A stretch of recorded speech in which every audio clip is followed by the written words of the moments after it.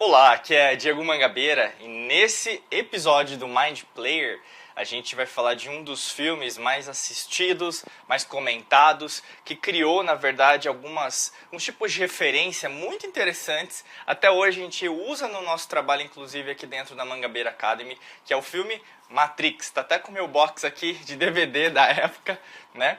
E aí, no caso, hoje a gente vai fazer essa análise sobre esse filme Matrix.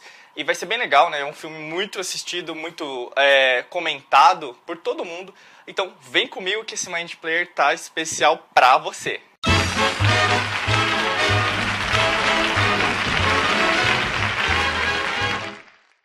E para começar esse Mind Player, né, eu quero convidar você, se você ainda não se inscreveu no nosso canal do YouTube, mesmo se você está ouvindo a gente em outra mídia, vá no canal do YouTube, youtube.com.br Diego Mangabeira Brasil, e aí vai ter o botão de inscreva-se embaixo, e do lado vai ter o sino, né? Através do sino você vai receber todas as notificações de vídeos novos em primeira mão, tá bom? Então assim, a gente vai definir alguns dados, algumas coisas. O filme Matrix, na verdade, ele é bem denso, né? A gente tem 3 filmes, mas a gente vai condensar em 5 aspectos relacionados à mente subconsciente. Dá pra falar muito sobre ele, tá? Mas aqui vai ser bem condensado dentro do Mind Player. O primeiro aspecto tem a ver com a Matrix mental, né? E esse conceito, inclusive, a gente usa muito no nosso trabalho no sentido de nós temos, né, como se fosse um sistema, né, que na verdade a gente segue. Então isso tem tanto a ver com a parte educacional, família, tem a ver com economia, política. Então basicamente, se a gente pensar numa matrix mental,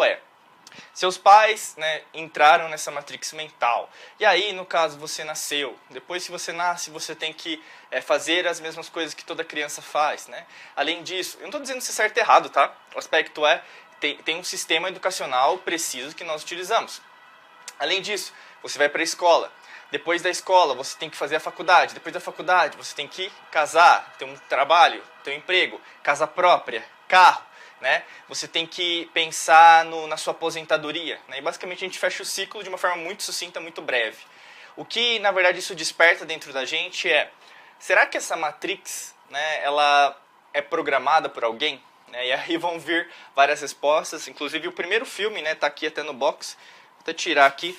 É o melhor filme, na verdade, né, eu recomendo aqui para vocês assistirem, principalmente esse, né, os outros, na verdade, tem críticas e críticas, cada um pensa da maneira que quer, mas eu recomendo muito o primeiro porque vai narrar muito isso, né, em relação a essa Matrix, em relação à forma que nós convivemos hoje. Isso aflige seus pensamentos, impacta suas emoções, impacta a forma que você domina a sua mente, né, e você vê que, na verdade, não afeta apenas a forma que você vive a sua vida, mas a forma que você pensa sobre as coisas. Então a limitação que você tem em relação às coisas é originado por essa matrix mental. E de uma forma subconsciente, nós podemos dizer que nós temos uma matrix mental também, né? A gente vive num sistema, né, nesse exato momento, até que eu falo muito da transição, né, que a gente está. Você pode conhecer por transição planetária, nova era de aquário, né? Às vezes a gente usa nova era no sentido de transição de eras mesmo, de peixes para aquário, né? E nós estamos nesse processo de uma forma mental, espiritual e emocional, né? Isso impacta a gente de uma maneira muito forte, porque hoje a gente questiona muito o que está acontecendo, e isso tem a ver com a matrix mental. Tanto que na história do filme você vai ver várias repercussões disso, né? Então, você ter um emprego estável, será que na verdade é a felicidade para você? Será que na verdade isso vai te trazer vamos falar, o propósito que você veio fazer, o motivo que você está aqui de viver? E você percebe isso hoje com muitas pessoas, desde pessoas que ganham bem, tá? E isso eu posso dizer porque é o meu caso, né? Eu ganhava muito bem em relação a uma multinacional, tinha tudo, benefício, né? Tudo que na verdade uma pessoa procura, né? Você procura carro, casa, enfim. Só que ao mesmo tempo você tem a contrapartida. Será que eu sou feliz? Será que estou vivendo o meu propósito? Aí você vê isso em vários casos, desde empresários, né, que a gente conhece, a gente atende aqui na Academy, como pessoas que na verdade elas são milionárias, ou bilionárias, né, no caso, e na verdade elas perderam, né, a alma, vamos dizer assim, no meio do processo. Como tem pessoas também que são pobres materialmente, mas na verdade elas redescobrem muitas coisas. E a mente, inclusive, ela é mais rica do que pessoas que na verdade têm uma riqueza material maior, né? A gente fala de 5 riquezas: física, mental, espiritual, emocional e material, né? Se a gente pensar nessa matrix mental, pense ao seu redor, né? Então, em relação a tudo que você vive, será que na verdade você faz as mesmas coisas que todo mundo? Ou na verdade você já está se questionando, será que não pode ser de outro jeito? Será que não pode ser de outra maneira?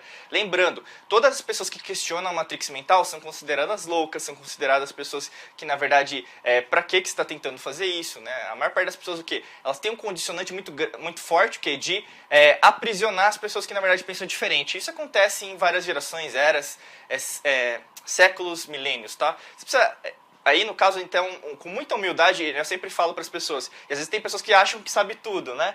Mas na verdade você tem que pegar biografias de pessoas, tem que ler, você tem que aprender e ver que essas pessoas ao longo dos séculos, elas tentaram fazer coisas que estavam à frente do seu tempo. E aí você vê grandes criadores, Leonardo da Vinci, você tem até Maquiavel em relação à política, você tem em relação, por exemplo, Einstein, você tem Isaac Newton, você tem, por exemplo, lá atrás, né, até na Bíblia você tem vários heróis, vamos dizer assim, né, mas esses heróis, ou mesmo profetas, eles tinham, né, até uma ciência muito forte em relação às sociedades iniciáticas. Eles sabiam de muito conhecimento em relação às antigas civilizações, porque eles passaram tanto dos gregos como dos egípcios, os antigos egípcios que a gente chamava de Kemet. A gente percebe o quê? Que essas pessoas elas tinham conhecimento além daquilo que, na verdade, as pessoas, né, em sua maioria sabiam, e isso, na verdade, foi considerado até uma heresia, né? Se tem a Inquisição, por exemplo, na Idade Média, né? Então a Igreja Católica matando pessoas que foram consideradas bruxas, ou mesmo bruxos, né, por usar magia,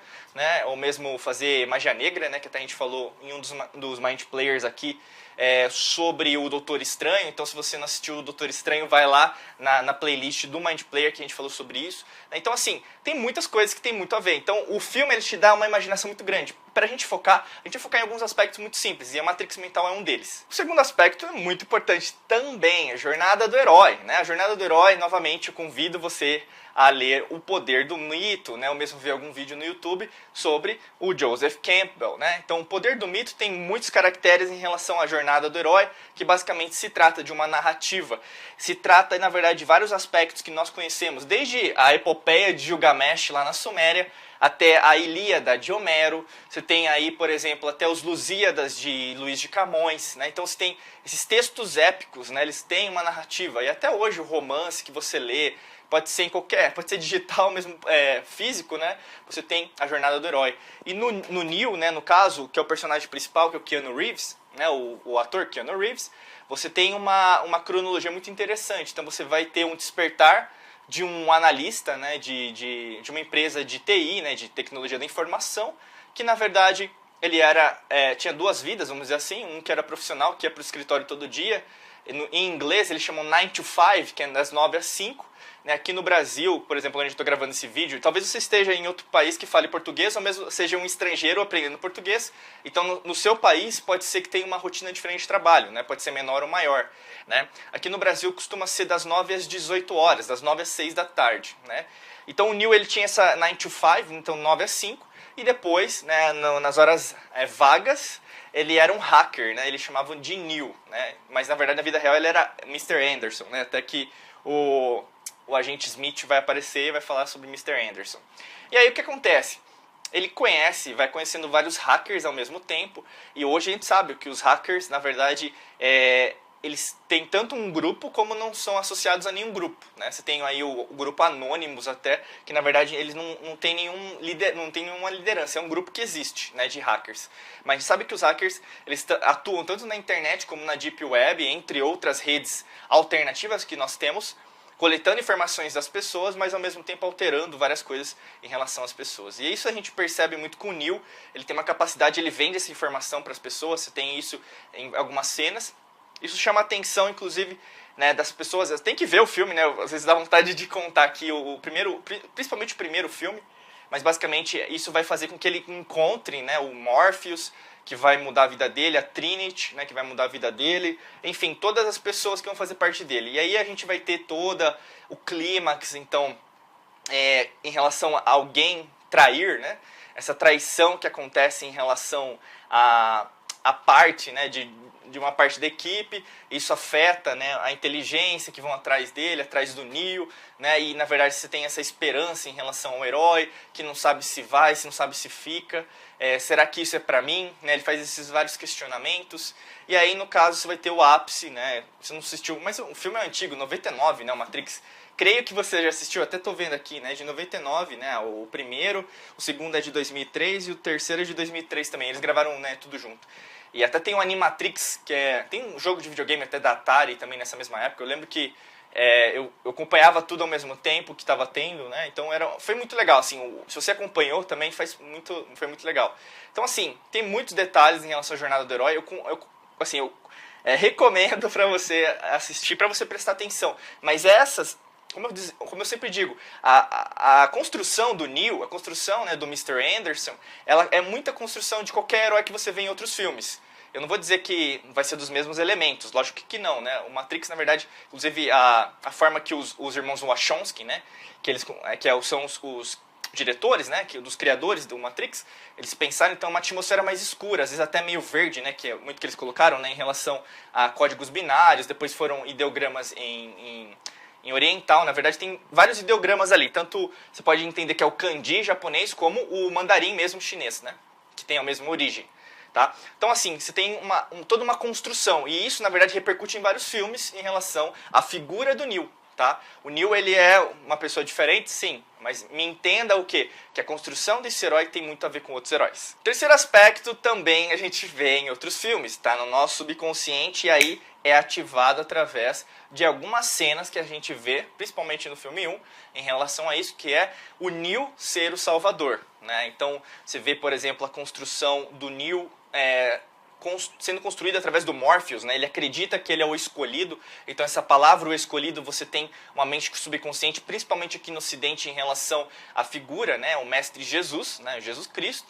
E se a gente for, por exemplo, se você estiver na Ásia, você estiver na China, ou mesmo estiver em um país asiático, independente da sua religião, às vezes até no Irã, né, vamos pensar, você vai ter o quê? Uma conotação, às vezes, se você é zoroastrista, com Zoroastro, né, se você tiver uma religião, às vezes, sumeriana, você vai entender dos sumérios, se você tiver do Buda, né, você vai escolher o escolhido, Buda, né, se você pensar no hinduísmo, Krishna, né, então assim, você pega várias conotações, e pode até ter Confúcio, Lao Tse, por que não, né, os xamãs também, né, algum herói muito forte, xamânico, né, ou mesmo se pensar numa perspectiva espírita, numa perspectiva umbandista, numa perspectiva de candomblé, pode ser tanto um orixá como também, né, uma figura muito forte para encarnar, né, ou mesmo algum médium receber, alguma coisa nesse aspecto, tá? E aqui no caso eu não estou falando certo e errado, depende muito do que você acredita, tá? Eu sempre falo de espiritualidade, tem a ver com respiração, que é a origem latina, inclusive, da palavra que vem antes, né, do sânscrito, 100 mil antes de Cristo, Atman, tá bom? Então assim, se a gente pensa, a figura do Neo é de Salvador, né? Você percebe isso desde a construção, ele vai no oráculo, inclusive a atriz do primeiro filme, ela morre, né? Não sei se você sabia, mas ela morreu, né? Do primeiro para o segundo, então eles falam até que deu um problema no software da Matrix, e ela mudou, né, a fisionomia, mas na verdade a atriz morreu, né? Então foi uma outra atriz no segundo e no terceiro. E aí o que acontece? No oráculo, né, o Neo vai lá e o Morpheus acha que na verdade o oráculo vai falar alguma coisa que tem a ver, mas a oráculo, no caso, né, e até tem uma mente subconsciente aí, o oráculo de Delfos, né?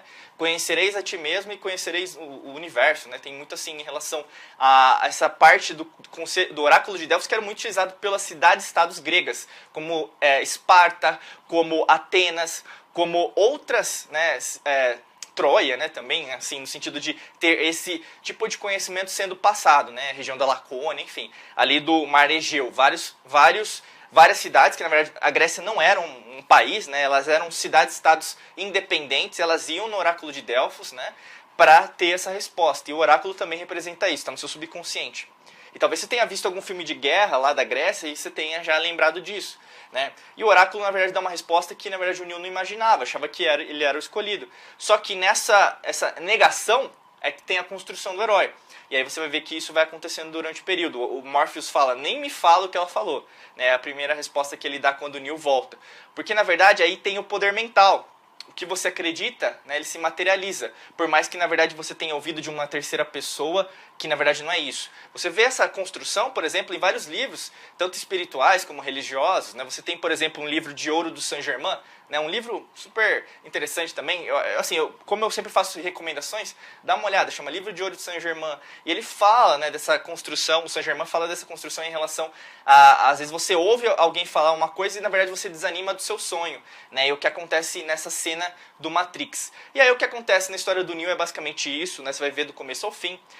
Você tem o Salvador, então tem a traição, né, você tem um Judas aí, que na verdade vai ser um dos integrantes, né, da equipe do Nabucodonosor, né, que é a nave, né, o transporte que eles têm do Morpheus, que ele é um capitão também, tem uma nave, né, e aí no caso você tem pessoas que morrem por causa disso, tem o clímax, então você tem o traidor, você tem o inimigo, né, isso fora da Matrix. Dentro da Matrix também acontece a mesma coisa, né, porque você tem a construção do mal, né, então o agente Smith, por exemplo, né, o mal representado por ele, ou mesmo os agentes representados por ele, e por fora da Matrix, as máquinas, né, então você tem um embate entre, até a gente pode dizer, entre o mal e o bem, né, também tem essa parte do Salvador. O Salvador sempre é conceituado nesse sentido, tá, então o sistema é ruim, então vai vir alguém para limpar esse sistema.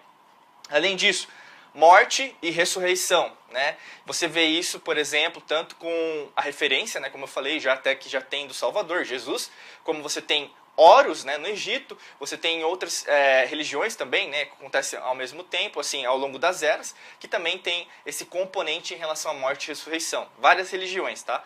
E eu digo assim, não tem maior ou menor, como eu sempre digo, eu respeito todas as religiões, né, e tem várias pessoas que acompanham o trabalho aqui por causa disso. A gente tem que dialogar, o que é mais importante é isso. Cada um, por exemplo, desenvolve a espiritualidade, essa conexão com o seu eu, de uma forma individualizada, mas isso repercute de uma outra maneira. E isso a gente percebe muito. O Neo morre, né? Então já deve ter assistido o filme, ou se não assistiu, veja de novo, né? Quando você vê o Mind Player, e depois ele ressuscita. Então isso demonstra, por exemplo, que ele é o Salvador, ele é o escolhido, né? E isso na verdade repercute até nos códigos da Matrix, que eles começam a aparecer de uma forma diferente. Então isso que também está no seu subconsciente, porque você espera que quando ele leva o tiro, a história acabou, né? Você fica meio assim, a história acabou. Aí você fica, nossa, é isso, ele ressuscitou, né? Que é um sentido da carne ressuscitar, aliás, da carne ganhar a vida de novo, né? Esse é o verbo que a gente tem, né? E aí você percebe isso na história do Neo e você fica fascinado, porque isso está no seu subconsciente. Isso ativa, né? Tanto até o hormônio, você fica feliz, na adrenalina, nossa, que legal,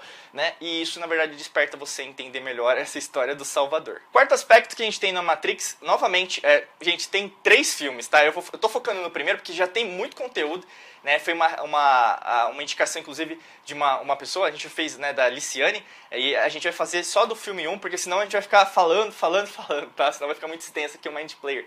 Mas você tem referências aos outros filmes. Você tem, por exemplo, até anotei aqui, Alice no País das Maravilhas, né? Que isso é um clássico, na verdade.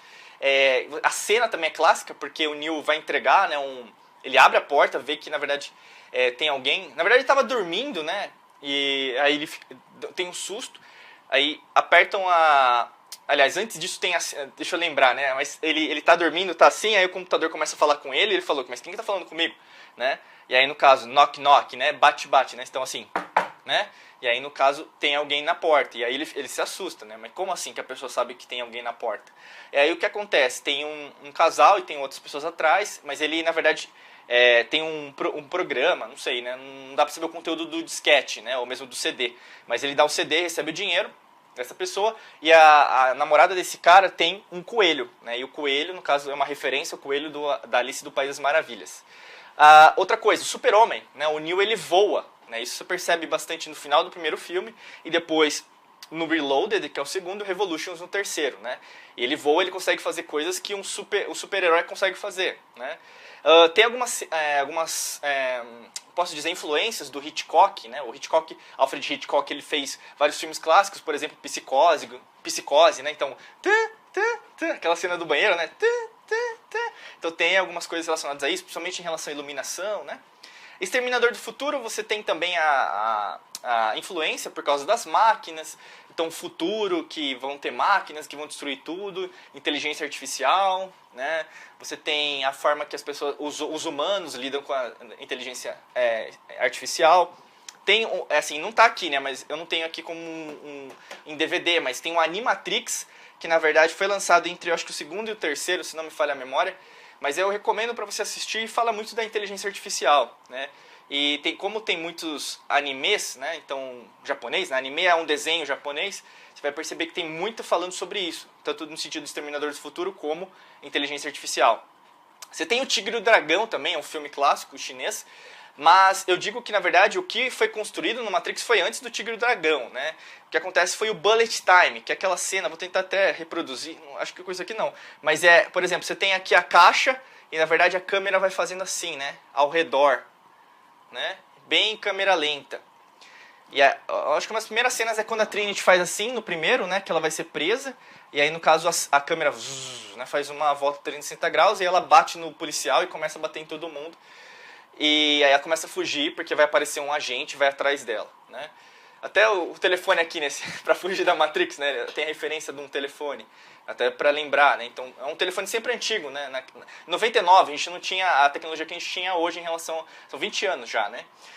Então a gente não tinha a tecnologia de celular que a gente tinha, mas você percebe que são celulares modernos, né? Assim, é um flip, mas você vê que é atemporal até, se for pensar, né? Um estiloso.